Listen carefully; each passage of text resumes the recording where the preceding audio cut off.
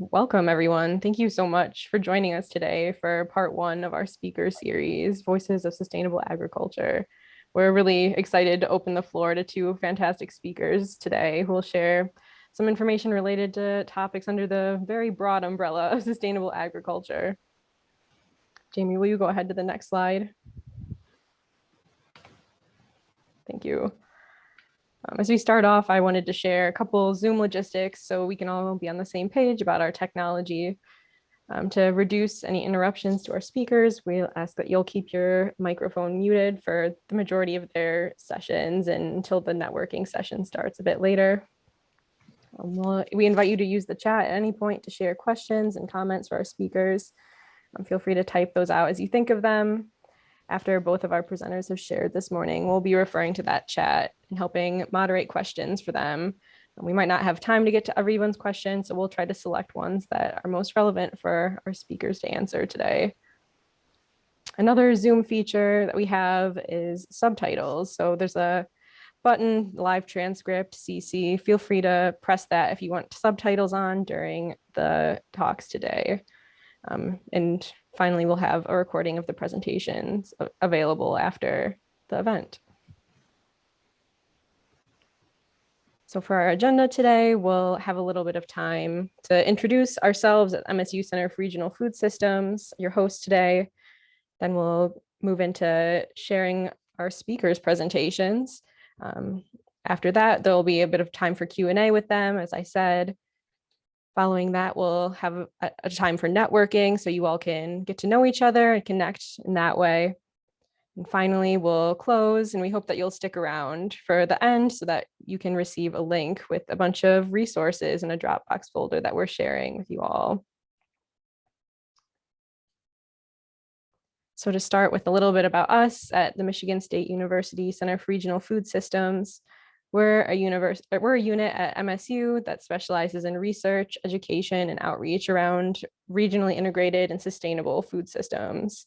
We work pretty broadly within the state of Michigan, especially, but also nationally and a bit internationally, doing work related to all different parts of the food system, from production, processing, to distribution and consumption. Our vision is a thriving economy, equity, and sustainability for Michigan, the country, and the planet through food systems rooted in local regions and centered on food that is healthy, green, fair, and affordable. I'll pass the mic to Jamie now to share a little bit more about what we do. Good morning, everyone. Jamie Rarig. We'll do some formal introductions in just a minute. I just want to share a little bit more about what we do at the Center for Regional Food Systems. The center was established in 2012 out of the CS Mott Group for Sustainable Food Systems. In our team of about 10 to 12, typically, we conduct research, education, outreach, and operate programs all related to parts of the food system, from production to processing, distribution, consumption. We're not on campus today, but we do work at the Michigan State University and want to acknowledge that MSU occupies the ancestral, traditional, and contemporary lands of the Anishinaabe, Three Fires Confederacy, Ojibwe, Ottawa, and Potawatomi peoples. And by offering this land acknowledgement, we affirm that Indigenous sovereignty and will work to hold MSU more accountable to the needs of the American Indian and Indigenous people. So as you can see on the screen, these are some of the programs and networks that we coordinate at the center. We work under the umbrella of the Michigan Good Food Charter, which is our policy framework for the state all around food systems. We do so by engaging steering committee members from all parts of the food system, from agriculture to economic development and statewide organizations. One of the networks that we coordinate is called the Michigan Farm to Institution Network. So we have a group of people who are trying to get more farm fresh, Michigan grown foods into our institutions like schools and hospitals. We also have a work group called Racial Equity in the Food Systems. So if you're interested in learning more about racial equity, please sign up for getting more information on that. And there's some terrific webinars with speakers from around the country. And the Michigan Good Food Fund, I'm a little biased. I help to coordinate the fund. And at MSU, which is a partnership to help provide technical assistance to good food and farm businesses and help connect them to financing. So I'll tell you a little bit more about that after we wrap up. And then Food Spice is our food systems partners investing in communities and entrepreneurs. It's a project that we have going on in Southwest Michigan and the Upper Peninsula that includes connecting with food system partners that are trying to lift up entrepreneurs, get more Michigan made and grown foods into our communities and into our stores, and I guess into our bellies too. Today we had a sponsorship from the Kellogg Food Company and a new product that they have coming out onto the market called Leaf Jerky, which we laugh at. It's a plant-based jerky developed by the Kellogg's team. Inside the Kellogg's company, they have something like a Shark Tank. So their employees can suggest a product idea, and it could be a technology or it could be a product like this. So Leaf Jerky is one of the items that they're lifting up and really talking about sustainable agriculture within their business. So for introductions, I'm Jamie Rarig. I'm an academic specialist and innovation counselor at the Center for Regional Food Systems, and I'm also part of the MSU Product Center, which is an innovation center at our university that supports nearly 800 food and farm businesses every year, helping them launch and helping them connect to the resources that they need to try to get into the market. And I'll pass it on to Lindsay or you want Maria next? Sure. Maria, would you introduce yourself, please? Hi, everyone. Maria Graziani, also with the Center for Regional Food Systems and the Product Center. And I work on the Food Spice program, the Michigan Good Food Fund, and the new USDA RMA record keeping project. And I'll be facilitating our Jam board and part of our breakout session today. Thanks so much, Maria. And to introduce myself, my name is Lindsay Mensch. I'm an outreach and communication specialist with the MSU Center for Regional Food Systems. I will go ahead and get us started with our first speaker next. I'm really excited to introduce Alex Ball as our first speaker today. Alex is the owner and manager of Old City Acres, a no-till vegetable farm in Sumter, Michigan that focuses primarily on providing ecologically grown vegetables to CSA members 12 months out of the year. Today, he's going to share how small farms can use biodiversity and sustainable water management to protect the environment. So please feel free to send questions for Alex in the chat throughout his presentation. We'll have some time to answer those a bit after Patty's presentation. With that, I'll let Alex get ready to share his screen and anything else that he needs to get ready. Thank you so much for that very kind introduction. Can you see my screen and everything all right? Looks good. Okay, awesome. Well, to fill you in a little bit, my name is Alexander Ball. I own Old City Acres. We are a no-till four-season vegetable farm located in Sumter, Michigan. And Sumter is about halfway between Ann Arbor and Detroit, about 10 minutes south of the freeway. And we are positioned there on purpose to target those markets specifically. I started this farm when I was 18 years old with literally a shovel in the ground and just the dream of growing food. Here we are now going on our 10-year anniversary. We have purchased our own land in 2017. We own about 1.5 acres of land. And of the 1.5 acres, we have about a third of that in production. And of that third acre, a third of that is under plastic. So we have about 6,000 square feet or so in hoop houses and caterpillar tunnels in order to help us extend our season. And because of the infrastructure we are doing a lot of year-round farming. So we are producing crops for our CSA predominantly 12 months out of the year. Usually we'll stop maybe 2 or 3 weeks or so for the holidays, but we're producing something at least every day of the year, every year at least. So here's a picture of the farm. Then it's about 30 acre of production. This is my full-time job. It's my full-time income from the farm. And then I usually hire maybe 1 or 2 people a season to help out with CSA packing, weeding, some minor small things to help the business flow a little better. So today I'm going to talk to you all about sustainable water and soil management. And this is a topic that's really near and dear to my heart because when I bought my farmland, it was a forest. It was just a forest we bought. We cut the forest down, removed it, and we started working on the soil. We realized the property is very, very wet. It was so wet. It was super heavy soils, and we knew that we weren't going to. We knew we couldn't just plant into it directly. The soil wouldn't handle it.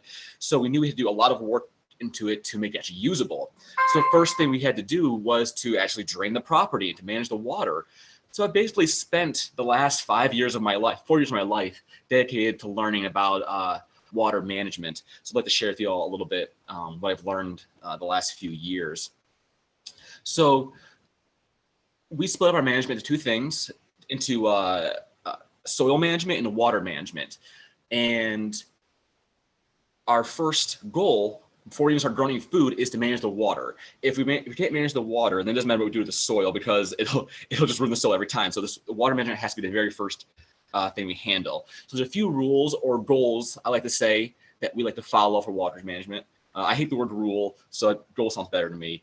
Our first thing to do is first rule is to listen to your land and don't fight it. When we first got there, we were so excited to grow on every single space of our land, to use as much as possible.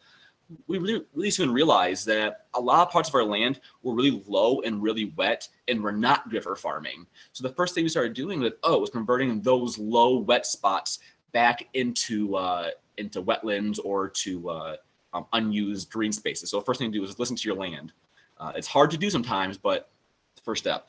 The next thing we're trying to avoid at all times is flooding and pooling, because when water pools on top of soil, it runs off and it runs those fertilizers, nitrogen and phosphorus, mainly the phosphorus, into your water system. So we're trying to avoid flooding at all points.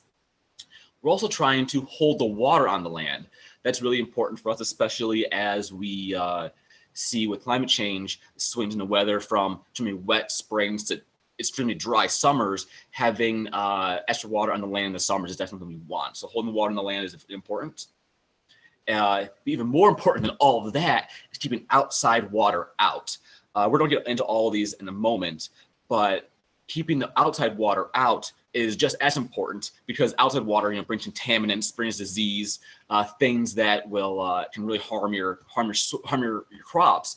And as you know, when outside water floods onto your land, all those crops are now useless and have to be destroyed. So really, it's important not only for ecologically, but also for financially. Our fifth rule we're trying to do is slow water down. So at every point, trying to keep water from just running. We're trying to use techniques in our tool belt to help slow things down a little bit. And the last rule, that's more of a rule than a goal, the last rule is water has to go somewhere. So the minute you start trying to manage your water and control it on some level, you have to be aware that it has to go somewhere. So the first thing we're going to talk about is keeping water outside of your farming area, outside of your production area. And we do that in a few different ways. This is our levee system. So this is a very, very old photo of the levees before they're all grown in. And this on the right of the here is our creek. So this creek runs right through our property. And when we first got there, we didn't know how bad it would get. But in heavy spring rains, this creek will flood. And it can overtake our entire farm property. So the very first few years, we spent all of our time building levees on the property, which sounds like a lot of intensive work to put into a small piece of land.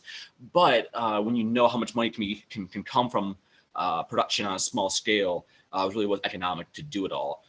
The levees consist of logs with soil on top of them. And those levees really just keep floodwaters that pop up, a few times a year from flooding our entire property. So this one you see in front of you is almost 400 feet long, I think. It's about 3 feet wide and 2 to 3 feet tall in some spots. This is when it was first built, so it looks kind of like a dirt mound right there. But if you came here now, you wouldn't even see it. It's actually all grown up now, full of beneficials. It's all pollinator habitat now. It's very beautiful, but also kind of sad because when people come to the farm, they can't see it anymore. They can't see all the hard work that was put in to keep it safe, but also it's much more beautiful and nicer to look at. We have also more levees in the property. Here's a construction of another levee in a low spot. These levees were put in the very first year we were there. You can kind of see the flooding that happened before the levees were put in. So as we were building the property, we didn't know how bad it would be. So as these waters were, as the rain started coming down, all these floodwaters started moving across our property, taking away our soil. So our first step was with the levee in, that also helped keep that external water out, which then helped keep the contamination down from water. Here's another photo of the levees after they've been upgraded a little more. So every year we added more and more soil, built them higher and higher and higher. So now after 4 years of working, they're finally done, but we were keeping that water from rushing onto the property as quickly. We haven't had any crazy flood events since we put all this infrastructure in. I'm praying that we don't have anything that will overtake them, but as we all know, you can't predict the weather. We also are using a few other techniques to help control the water. And the one thing is we're trying to do is, I said earlier, is to hold water and to slow water down. So when water gets on the property, we're trying to figure out how can we keep it from moving off the property so quickly. So we're doing that through different ways. We're doing ponds. So we have a few ponds on the property. So a lot of water runs to the ponds. It sits in there before it would ever exit the property. We have quite a few wetland areas. So we're going through and manually or with machinery, digging out and creating artificial wetlands on our property. And those wetlands are not only filtering water, not only increasing habitat for beneficials like frogs and snakes and things like that. It's also just really just keeping that water from just running off the property during heavy flash rains. And what we're also doing is planting tons and tons and tons of natives and allowing a lot of areas to go back to pollinating habitat to, again, slow down that water. So after we've kept the water out of the property, now you have to deal the water on the property. So this is a photo from 2018. When we first got to the property. We were building our hoop houses and nice light snow covering. It was so beautiful. But what happened was the sun came out, melted all that snow and flooded the entire property. So we decided we have to dig ditches and we have to drain this water off the property. So you can kind of see the very beginnings of our ditch systems. These are all buried now. These are all covered with plastic pipes and soil to avoid erosion, to be safer. But you can kind of see the very first steps of ditch digging. This is my best friend and my best friend of mine, Seth. You can see he doesn't look too happy there. This is in the middle of February. We're hand digging ditches to lay pipes to drain the fields out. And this was just miserable, horrible work.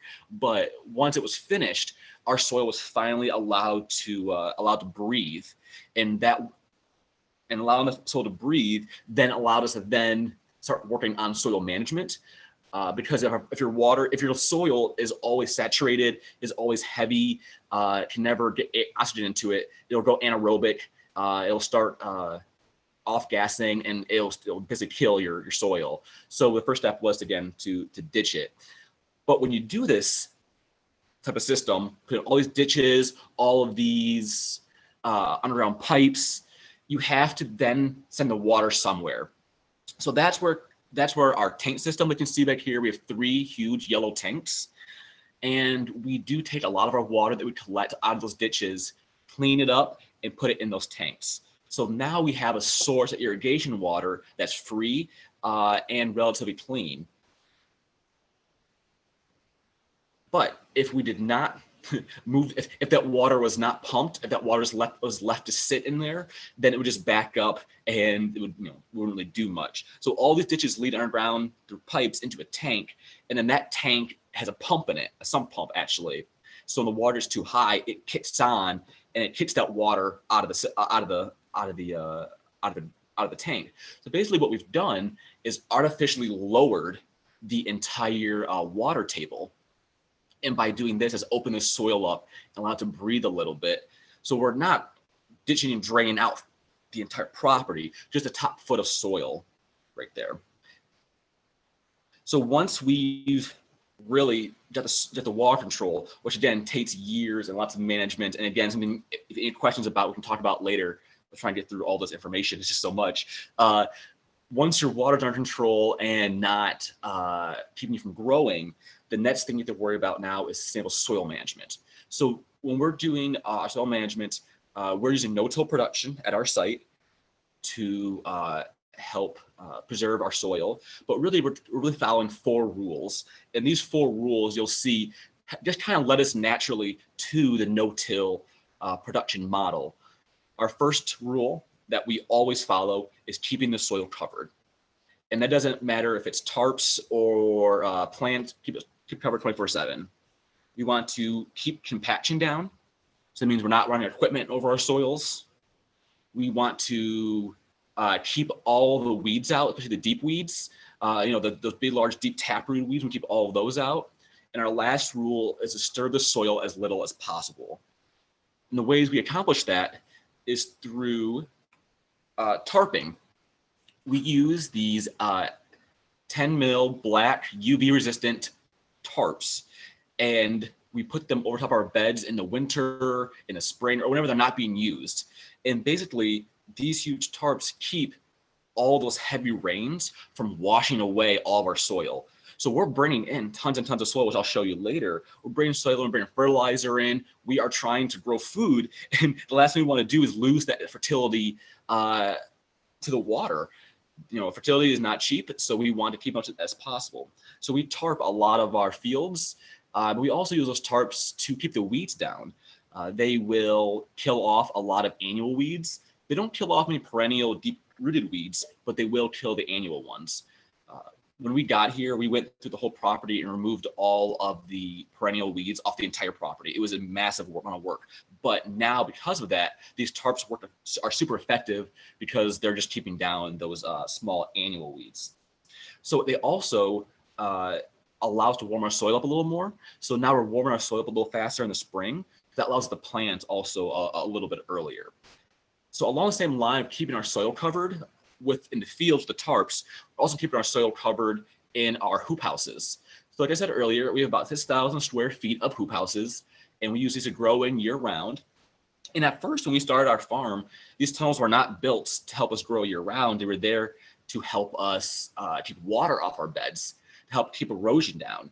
So the hoop houses not only give the double function of keeping the plants drier, helping them grow more, give us more time to grow food, they also have this added benefit, keeping our plants dry. And that's really what we found to be the key to good production is dry air, keeping things as dry as possible. You can kind of see here a combination of both of these. This is one of our large tunnels that we are using the plastic in, the black plastic, and that black plastic is being used there to help kill weeds off. So kill crops off, sorry. So this tunnel had a spring crop of roots and lettuces, and then got replanted in the fall to more roots and more lettuce and more greens. So after we harvested everything we wanted, we just pulled the tarp over top this entire bed and let all of that plant matter just break down and go back into the soil. And we planted right back into that. So we were able to easily flip those beds. So now I want to get a little more into our no-till production. When we first started doing no-till, we weren't doing it because of direct ecological reasons or really to preserve the soil. We started doing it to help control water. Our property was just so wet and was so heavy that we couldn't grow anything. The water table is so high. So what we did is something that is not recommended unless you have to do this. This is very, very labor intensive. We went through the entire property. And again, here's my best friend, Seth, working with me. You always rope your friends in to do horrible things. We went through and dug out a ditch between every single bed, almost every 30 inches across the entire farm. We dug over a mile of ditches, and each of those ditches is a yard of soil. So we moved hundreds and hundreds of yards of soil by hand. And then after digging that ditch out, replaced that ditch with wood chips. And what that did is that it allowed us to make our beds about 5 to 6 inches higher without bringing in any soil from outside the farm. So it allowed us to just make a little bit more soil. Just as those wood chips break down, they will then also become organic matter. They're organic matter. They become soil as well. So it allows us a way to lift our beds up. But if you're not having super heavy soils, you can just put compost on top of it, which is what we do now. So whenever we are going to open up a new area, what we do now is literally mark off our beds and then put compost directly on top of them, plant that thing to that. So by doing that, what we're doing is we're skipping a few steps. We are now no longer tilling in the spring. And by doing that, we're not destroying organic matter. And also we're not, we're decreasing the amount of runoff. We're not losing organic matter to dust as we're tilling, which is really nice. But really we found is that we're not having to do with weeds as much anymore. Because we're not bringing those weed banks up from down deep in the soil, we're no longer having to deal with really heavy weed production. We do have some weeds, but overall they are not that bad. So by converting to that system, we've had so many other types of benefits besides just saving organic matter in our soils. But what I did find is converted to the system is that it's a very labor intensive system and it's not always the cheapest to get started. It would be much cheaper for me to just go till a field up, put fertilizer in it and plant into it. But to constantly add compost, to build the beds up and to not till them takes quite a bit of labor. But what I found is that over the last few years, the older those beds get, the more established they get, the more weed free and the more compost, more organic matter they get, year after year after year, they need less and less work after year after year. So now we have a few beds that when we're ready to plant them in the spring, we just pull the tarps off and we can plant directly into them. No tilling, no prepping, literally just marking them off and planting right away. So that's allowed us to plant a lot earlier in the spring. It's allowed us to avoid, having to give the spring early, till our fields, then wait for a nice dry day to get out there and start planting. It's really allowed us to be a little bit more conservative with our labor. So it is a lot of upfront costs, but in the long term, the ecological benefit is pretty solid, I found. Again, depending on your scale, depending on how large your farm is, will really affect how much of this you can do. But I've seen production like this, especially at Green Things Farm in Ann Arbor. They're doing 5 acres of no-till on the same model. So I found, it doesn't really matter. You can be a half acre to 5. It is scalable on some level, but it is quite a bit of labor. You can see here, this is our track barrow. This is a machine that I purchased that moves compost around, because when you get into no-till production, you're really into the materials handling business. You're always just moving materials around. And if you're doing that all by wheelbarrow, which you can do, it is a lot of work. Our site is pretty wet and doesn't have the best walkways. So for us to invest into this machine really allowed us to increase our production without having to buy any more land. So you can kind of see here kind of the results of this. This is our no-till production in a hoop house where we go through, we pull the tarps off and literally just made little divots and planted beans into there. We have some onions on the side here in this tunnel. So really this type of system can grow most types of crops. And really just all just comes down to what fits your situation the best. So I'm gonna leave you on this. This is a final photo of some of our fields with beautiful kales, our tunnels full of peppers, and our tanks full of recycled water. It's a pretty regenerative system. We don't buy water, we use our own. We buy very little compost every year. We're probably spending less than $1,000 a year on fertility. This is a pretty long-term sustainable, financially sustainable model for growing vegetables on a small scale. So a lot of these principles I've talked about today can be scaled to different types of farms, but really if you follow those core rules or guidelines of thinking about water management, of listening to your land first, doing things to avoid pooling, hold as much water you can without damaging your fields, keep outside water out, slow the water down, and the water has to go somewhere. And when it comes to soil, we have to remember that at all times, if you want to keep the soil covered, keep compaction down, keep weeds out as much as possible, and disturb the soil as little as possible. I'm going to leave you on this. Again, my name is Alexander Ball. If you have any questions anytime, you can feel free to talk to me. You can email me anytime. I'm an open book. And if you need more detailed help on your farm, I also do consultations as well. So if you have any questions at all, feel free to leave them in the comments. Thank you very much. Thank you, Alex. That was wonderful. I don't think anybody could say that you or your friend Seth are slackers. That's for sure. You put a lot of time into that property. Good for you. We will have time for questions after Patty's presentation, but I do see that there is a question in the chat, Alex. So if you want to answer any of them, Yeah. feel free. That'd be great. Yeah, let me scroll through if I see anything. And I'm going to take over the screen sharing and introduce Patty. All right? Perfect. All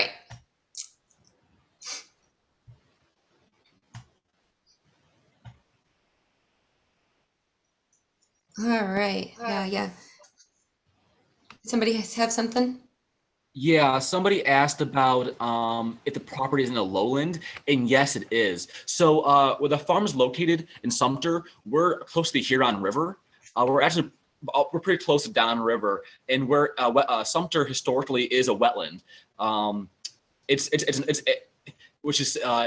wetland residential area where I live in technically. So yeah, it's a pretty heavy soils, a lot of water, a lot of rain. So we definitely had to put a lot of money into handling that one issue. But again, all those principles directly apply. So I think it shows that if you can do this ecologically in the wettest area possible, you can do this on the driest area possible. Those principles don't change. And what I've really found is that a lot of farms, especially with our heavier rains in the summer, are getting flooding in July. They're getting tons of rain, and they're not used to managing water in the spring. They're not used to managing water because they never had to before. So these principles are a lot of these tools are things I think are going to be more applicable to more farmers as we go forward. Great, thank you so much. I always try when I go to a conference or a webinar like this, I always try to get a little nugget. So far my nugget is listen to your land and don't make it fit, right? Listen to your land. I love that, Alex. And we at the Center for Regional Food System, we've heard over and over again that farmers like to learn from other farmers. So it's really important that we have Alex or another farmer on these sessions so that it's real life, right? You're living it. So we really appreciate you. So thank you. One last thing before I go, all of that work costs about almost $30,000 to $40,000 on a small scale. So it's very expensive to do it. It's cost quite a bit, but long-term, it's a long-term investment. And yeah, we're not getting any less crazy weather. So it's the time to do it. Cool. I know you have to leave around 12, but if you could stay on a little bit and hopefully we'll have time for questions depending on Patty's presentation. Okay. Thank you so much. Thank you. All right. So we're talking about local Michigan farms. Now we're going to go on to more of a national conversation. And I'd like to introduce to you Patricia or Patty Martin. She's the former mayor of a small town in Washington, Quincy. And it's an agricultural town located in central Washington. And she worked together with some farmers to expose the use of hazardous and other industrial waste as fertilizer. And she was featured in the Seattle Times in an investigative series called Fear in the Fields, How Hazardous Waste Becomes Fertilizer. And she's also an author of a book called Fateful Harvest, which she told me is out of print, but looks very, very good. So Patty's going to tell us a little bit more about her story and what she went through with the farmers in Quincy. And then also she is the co-founder and executive director of Save Our Soils. So she'll tell us more. Patty? Yeah, I will stop screen sharing so you. Thank you for that. Actually, I'm not the author of the book. Duff Wilson, who did the investigative series Fear in the Fields, How Hazardous Waste Becomes Fertilizer, is the author of the book. And it's Fateful Harvest, the true story of a small town, a global industry, and a toxic secret. Thank you for saying that. I'll put the link in the chat for it too. So you should be able to share. Yep.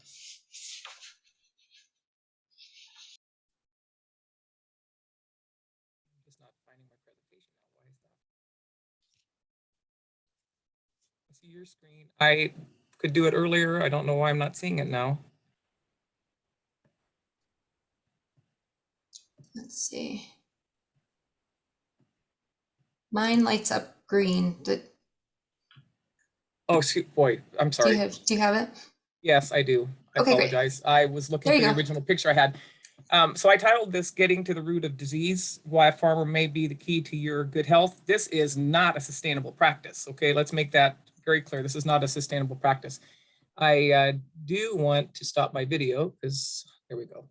All right. Can you make it larger? Can you Oh, do yes, presentation yes. mode? Yep, I Will haven't. that work? Yes, it will. I apologize. There we go. No problem. Thank you. Looks great. All right. So I'm going to tell you, as Jamie pointed out, I'm going to tell you a little bit about the story, and then I want to really get into the why you should be concerned about this practice. So if we were in person, I like to kind of, it's a heavy topic, so I usually like to lighten the mood a little bit. I'm almost 6'1", and so I always tell the audience I'm speaking to that I really should have, instead of been the mayor, I should have been your highness, right? Hopefully that didn't go over everyone's head. So how I came to be involved in this is the port district and the city were looking at buying land 5 miles south of town. And the location made no sense to me. And being a curious person, I started asking questions, and someone said, you should talk to Dennis DeYoung. He thinks his farm has been contaminated. So I gave Dennis a call, and it turned out that Dennis was actually talking to the farmers on this 1,500 acre piece of property. There's a number of farmers that own land on it. He was talking to them when the city and Port District put options on it, paying them basically, and then the farmer stopped talking to Dennis. Well, Dennis and I talked almost every day after that, and we started piecing things together, and our little group became a group of more farmers, including Tom Whitty, who made the cover of the Seattle Times series. This is from 1997. Unfortunately, the story was almost scooped by the Seattle PI because a couple of us just couldn't keep our mouths shut. And so it was released midweek in July of 1997, rather than on a weekend, which is when investigative series are usually released. Anyway, Tom Whitty was a dairy farmer. He passed away last February. In 2020, excuse me, and he experienced dead cows that were fed the alfalfa after he had grazed them or fed them. Duke Giroux was another farmer that no matter how much water he put on his onions, the onions wilted. Russ Sliger had mutated potatoes on his land with his first crop on virgin soil. And then Nancy Whitty, who was an occupational therapist, who put all of her retirement into the dairy farm, was a family dairy farm, and sadly couldn't escape the pressures that the agricultural industry can put on you when they want to put pressures on you, and she committed suicide in 2007. So with this group of farmers and me, we tested fertilizer, we tested hair, we tested house dust, we tested soil. Tom Whitty even thought to test the cow lick, and was surprised to find that it not only contained the minerals that it needed, but it also had arsenic in it. I don't know whether that's something that is useful to dairy cows or not. In 1993, I ran for office. I said, I'll put my name in if you need me, kind of thing. And standing on the steps of the courthouse at 10 minutes to 5 on a Friday afternoon, on the closing day of election, somebody says, well, Patty, you have to run for mayor because this other person's unknown, right? So I ran for mayor and I won in a 2-to-1 landslide. In 1996, because now I'm asking questions as in an official capacity, there was an effort to discredit me. And so I sought out help from a group that serves to help elected officials, and they put me in touch with the Seattle Times. And Duke Giroux and I took over documents that we had, all of us had pulled together, the test results that we had done. And in a dimly lit corner of a bar in the middle of the afternoon, we met Duff Wilson, who would become the author of this investigative series. And I just remember handing him over these documents, and he'd ask a question, he'd take some notes, and it was like he was coming up for air, and hand him another document. And anyway, it was be 6 months before Duff actually got involved on this. And in the meantime, that's when the PI started to scoop the story, because one of our farmers got a little dismayed that it was taking so long.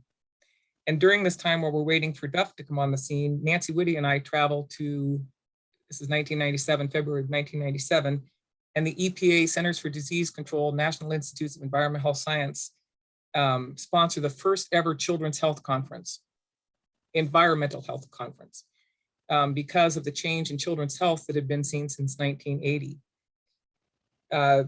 They mentioned that asthma incident rates are up 142%. Cancers were rising at 1% per year. This is in children. A effemination of male genitalia known as hypospadias was rising at 150% per year. 1 in 6 children have learning disabilities, and there are certain heart defects that were taking place. And the EPA said that the probable cause was environmental toxics affecting fetuses in utero. And of course, our most vulnerable population are children, because they eat more food on a body weight basis, they breathe more air, and they drink more water, again, on a body weight basis. And then of course, the most vulnerable of the human population is really our ability to reproduce, so the ova and sperm. While I was in Washington, DC, and unbeknownst to me, excuse me, Nancy Whitty brought along her brother's manifesto called Lead in Your French Fries. Well, Quincy is the carrot, or the potato capital of the world. And so when word got back to Quincy, I was in deep trouble, right? And so the first council meeting back, Duff Wilson was sitting in the front row. I didn't know he was coming. The audience did not know who he was. And it was the first night that the farmers came to my council meetings to attack me. And, it was the unfounded allegations. They threatened a multi-billion-dollar lawsuit. And it was a woman who had created the Alar scare, right? So we went behind closed doors into an executive session and under threat of a lawsuit. And behind those closed doors, I was told in no uncertain terms that the city would not indemnify me if I was sued, would not insure me, and that I was to shut up. It was said just that directly, you need to shut up. And it wasn't until after I had spoken to Duff Wilson that I realized that I had a constitutional right to free speech. And, here I am, right? So let's talk about what was found. This is from the Seattle Times. And these are two of the more contaminated, I should say, products that were out and used in Washington State and elsewhere. The one on the left is pollution control dust from steel mills. This had an exemption by EPA that it could go to the land without any treatment whatsoever. The one on the right is incinerated tire ash. Some of the waste that were found, mining waste, cement kiln dust, which contains dioxin, still no flue dust, which has a plethora of heavy metals in it. In fact, I was contacted by an autism researcher in 2001 who had just read the book. And she had been hired by the Autism Research Institute to look at the chelation, the urinalysis of children, autistic children who had been chelated. And the materials that were found in the urine of these autistic children read like a bag of fertilizer. And she wrote me an email and said, it doesn't take a rocket scientist to see that these materials are coming, from the food. Anyway, galvanizing waste, gypsum wallboard gets, that can be high in contaminants. Cold combustion waste. I remember my mother telling me as a teenager, if farmers were coal miners, they would be entitled to disability pay because farmers were dying from black lung. Contaminants that were found are mercury, arsenic, cadmium, lead, nickel, chromium, dioxins, PCBs, PAHs. So there we go. How did Washington State respond? They protected the agribusiness industry because it was the largest economic industry in the state. They abandoned the farmers and me. They adopted regulations that are based on how much toxic metal can be applied per acre, allowing the background level to double over 45 years. So for example, you can put 1.9 pounds per lead per acre per year.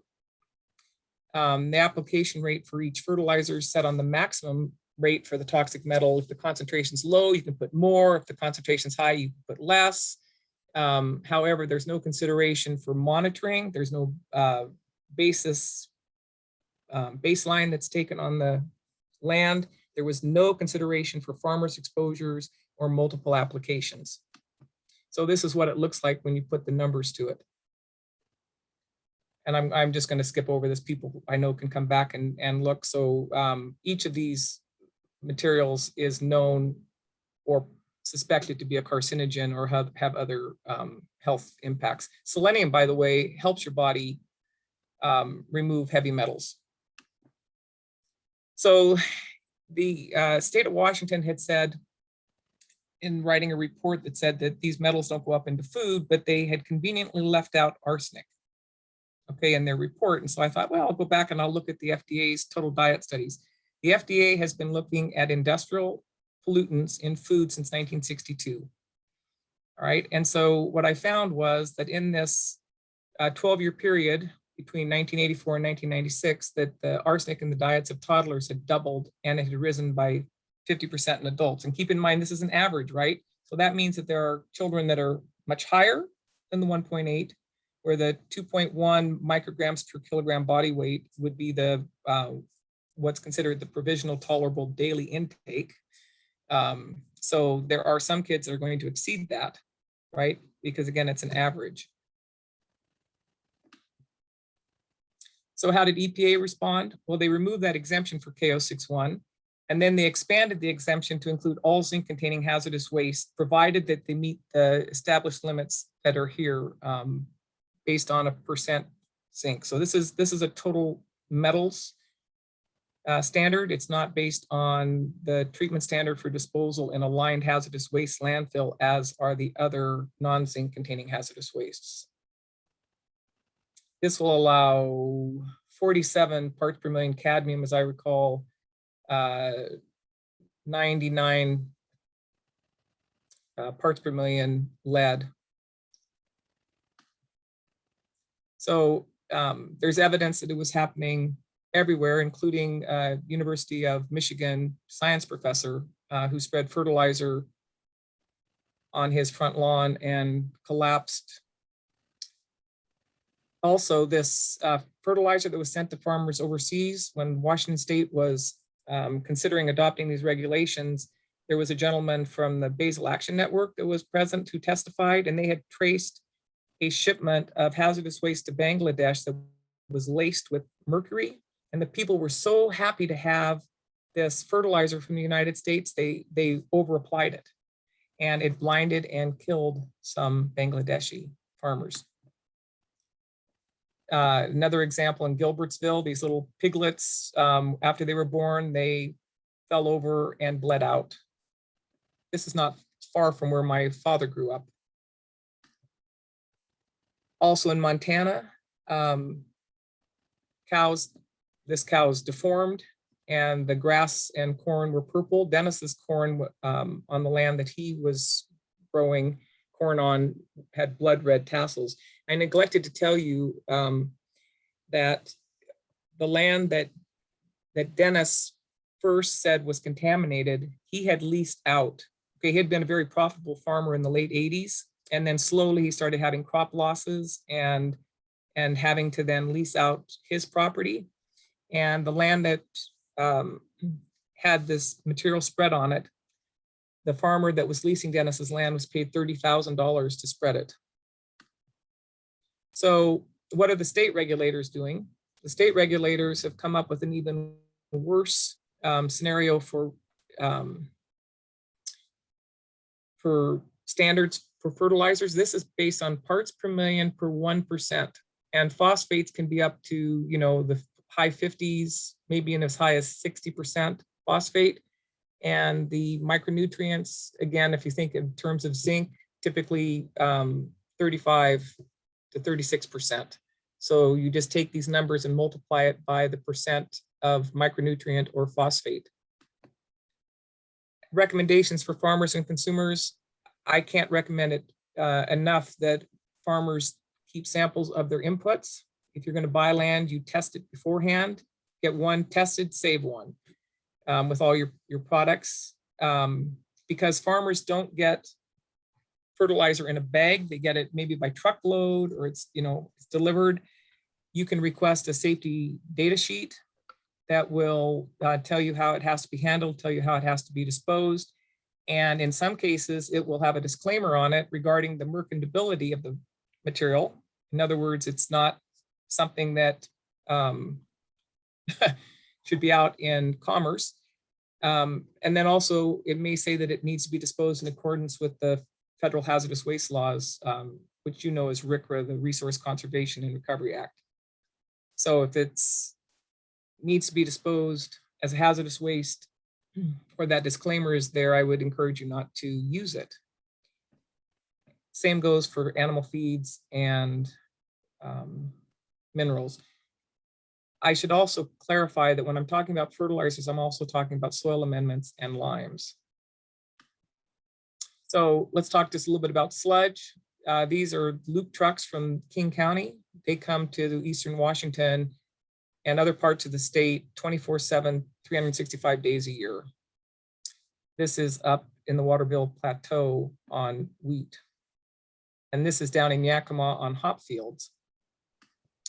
And these are the sludge being applied to forests around Puget Sound, where they used a manure slinger. And this is sewage sludge that is about 50 feet up on a tree. And then on some of the downed trees in the area. Just recently in Europe, this made the news where they spread this liquid hazardous waste. It had petrochemicals in it, hormones, birth control, almost anything you can imagine was found in that, and in the crops that the farmer grew. So in 1976, in the creation of, I want to read this because this is really a foreshadowing of Congress, okay? This statement was made intended to stop the practice, what they saw as the last remaining loophole in waste disposal, which was land application of hazardous waste, okay? And it really, whoops, excuse me.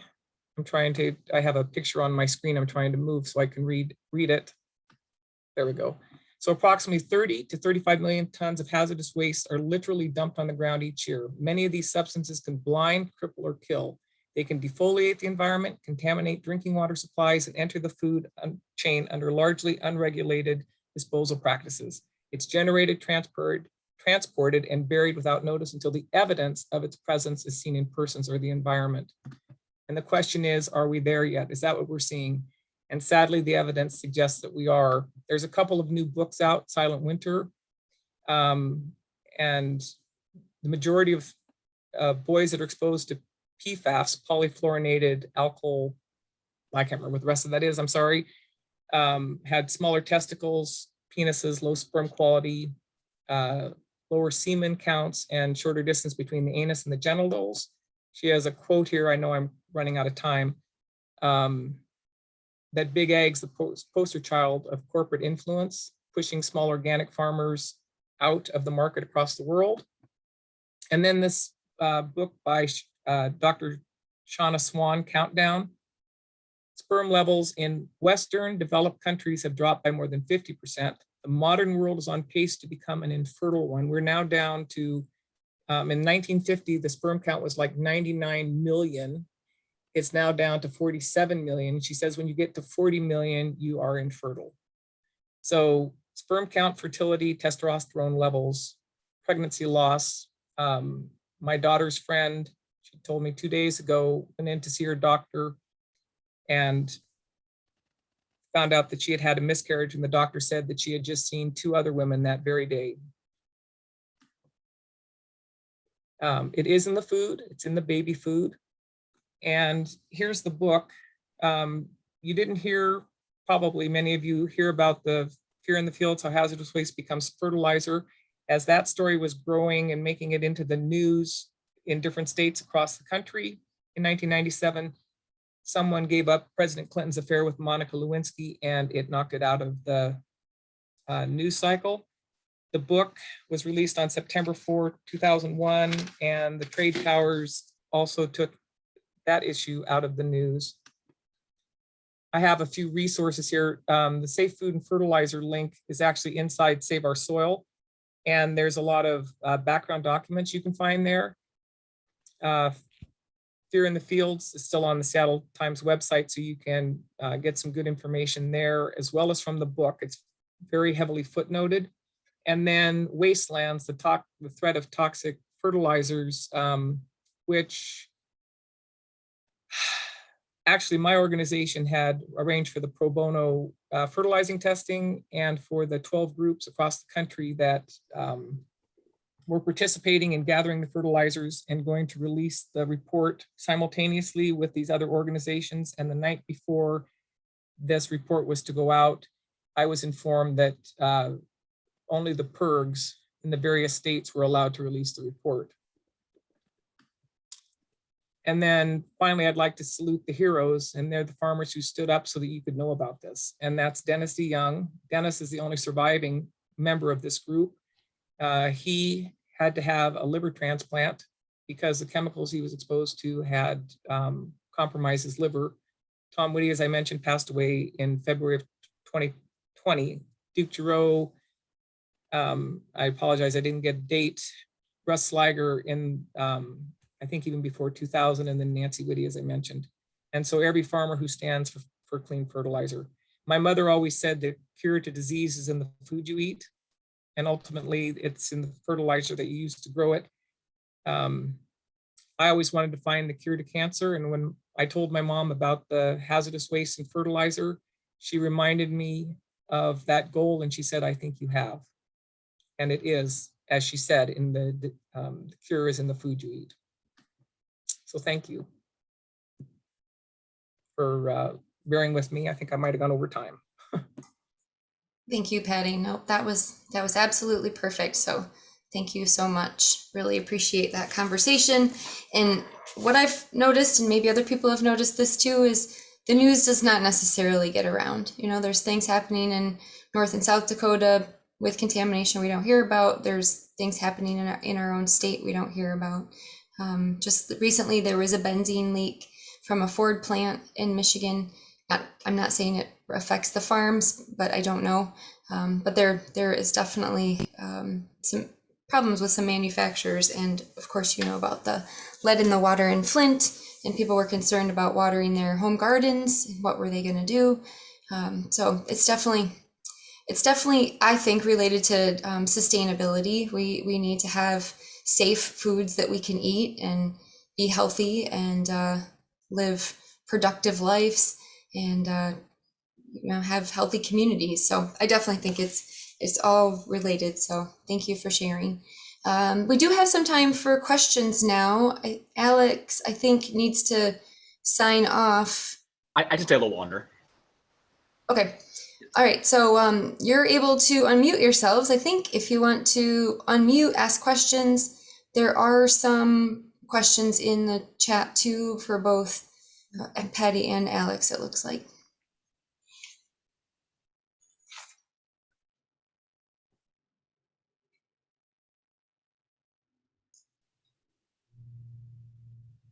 I see one, Alex. It says, do you see this problem with specialty crop fertilizers? You know, it just comes down to the fertilizer the kind you choose to use. You know, I have access to sludge-based fertilizers that we can buy easily available, put on our fields if we wanted to, and we're allowed to use them.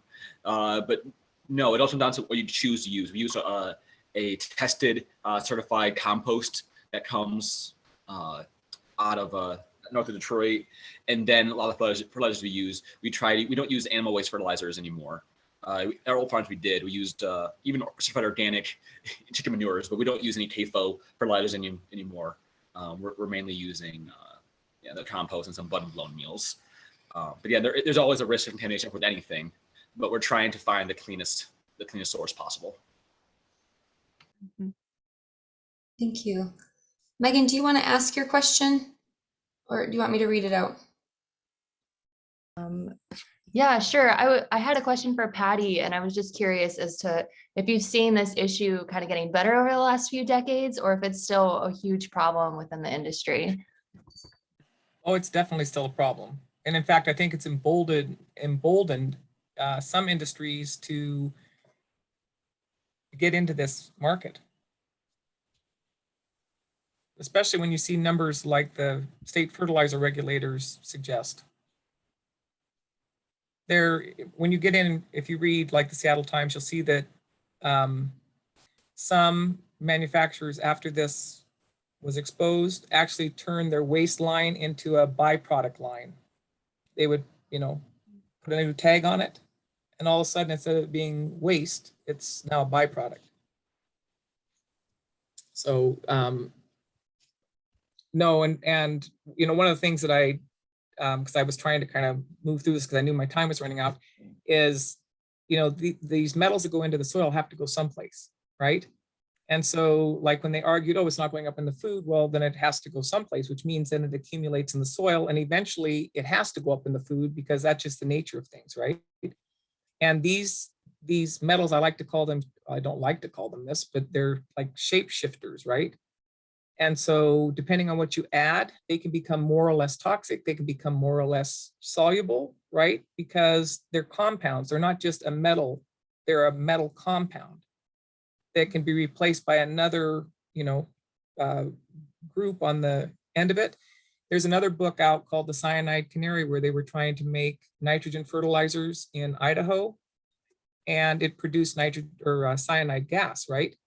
Cyanide, if you tested fertilizer for just NPK, right? Nitrogen, phosphorus, and potassium, that nitrogen, that cyanide could test as nitrogen, right? It's just a carbon tied to nitrogen. So even though these guaranteed analyses are there, you don't know what the form of those guaranteed analysis are. And by the way, there's 110 billion, this is from 1998, the EPA's reports at 110 billion pounds of fertilizer consumed in the United States annually, okay? And so 1 part per million, if there was 1 part per million of, let's say, cadmium in every one of those fertilizers that's put out, that's 11,000 pounds. Now there's much more than 1 part per million cadmium in many fertilizers, right? But to put that in perspective, it makes a great waste method, right? For dirty industry. And since probably half of all fertilizers is less than or approximately 50% guaranteed, that means the other 50% or 55 billion pounds is non-nutrient and potentially toxic material. I never know, do I talk to you before you've eaten or right after you've eaten, right? It is lunchtime here anyway. Okay, there is another question from Karima. You're welcome to unmute if you want to, or I'll read it. You can read it, that's fine. Okay, all right, so either Alex or Patty, what are your thoughts on carbon markets? Do you think conventional farmers might look for sustainable agriculture loopholes? I'm afraid that one probably is out of my, I know that farmland is a carbon sink, right? You need, in fact, one of the concerns I have is the use of fumigants, right? Fumigants are often used on root crops to kill the nematodes, the worms, but in killing the nematodes, which are large organisms, they kill all of the materials that are in soil. And I would imagine that compromises the soil's ability to sequester carbon, but this is not my area of expertise, I'm sorry. Yeah, on some level, and I do support carbon market 100%. But yeah, like any business, there's always many loopholes. Like anything, kind of like our current organic system, you know, we're allowing hydro as certified organic. You know, whenever there's big money, anything, loopholes will be made and figured out anyway. It doesn't mean I don't support that as an overarching. I don't support it, but again, it's big business. A loophole we found no matter if the loophole isn't there, it'll be put in there on purpose at the very beginning to allow those mega corporations to to always come out on top. But I do support I do support it. I see Jay has raised her hand too. Did you want to shout out your question, Jay?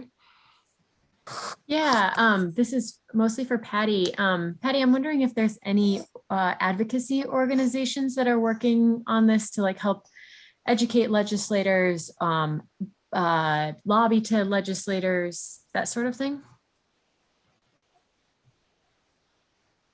That has occurred, and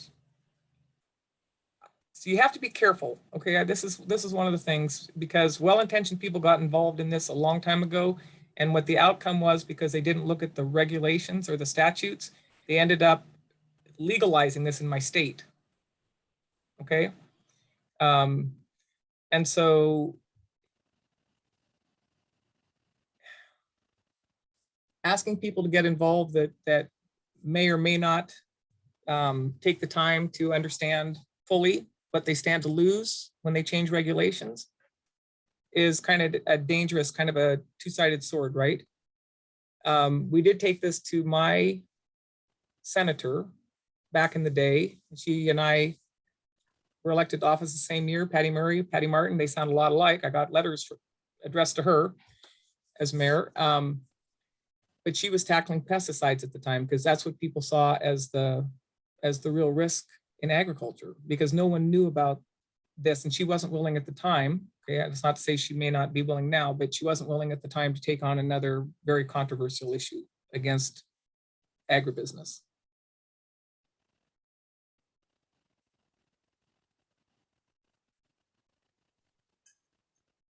Thank you. Is there anyone else? And we're still going to be on for a bit longer, so if you have questions that come up, you're welcome to add them to the chat, or as we move into the next session, there are likely a lot of people on this Zoom today who have answers too. Oop, looks like Shannon has a question. Hi, I just had a quick question. So I was recently at my local farmer's market, and a farmer that I was buying produce from told me that he also raises chickens, and he puts his chicken waste onto the ground. And so when I heard that was a thing to avoid, I was curious, because I've never heard that before, and this is new information for me. So I'm just curious if somebody can talk about that more. I'd be happy to address that. And first, I should tell you that on the zinc fertilizer rule that came out in 2002, my organization challenged that in the DC Circuit Court of Appeals, and we lost, which was quite surprising, because the law really was on our side. As far as the chicken manure, it's important to know where it's coming from. Okay, back in, I might get the dates wrong on this, but I also think it's 1962, the food industry asked for the FDA to remove the prohibition on feeding animal feces back to animals. Okay, and so this is the cattle industry and the poultry industry, owned by, big mega corporations. And so they were feeding the downer, diseased, dying, and disabled cattle, which FDA refers to as 4D. They were feeding them to the poultry as protein sources, and then they were feeding the poultry poop back to the cattle, which kept the prohibition on, feeding cows to cows alive past the 1997 feed ban. I attended a meeting with the fertilizer regulators in 2001 or 2002. And they said that there's enough contaminated chicken poop to cover the state of Vermont 6 inches deep. And so, then that's a long time ago, right? but I don't know how long it takes to use up 6 inches of poop that covers the state of Vermont, right? And so I think it's important to know where those materials come from. For example, Washington State is a net importer of the concentrated animal feeding operations of the Midwest, right? Because there's not enough organic manures, because there's not enough people who grow organic animals to provide for those manures for organic farmers. That makes sense? And so it's really a matter of knowing where those materials are coming from. If it's a small local chicken, poultry grower, I don't know what to call it, then fine. But if it's a large one, I would be worried. Besides that, they use arsenic to fatten chickens, or at least they did. Yeah, Patty, I totally agree with you. Like on a small scale, if a farmer is taking their own waste from their animals, compost and put it on their fields, that's what we want to see that. We need to see that using up of that matter. But again, importing that from commercial CAFOs, put on your fields is something we phased out in the first 2-3 years of our business. Even though it is tested, there's always the iffiness about it. How well is it tested? How are they regulated?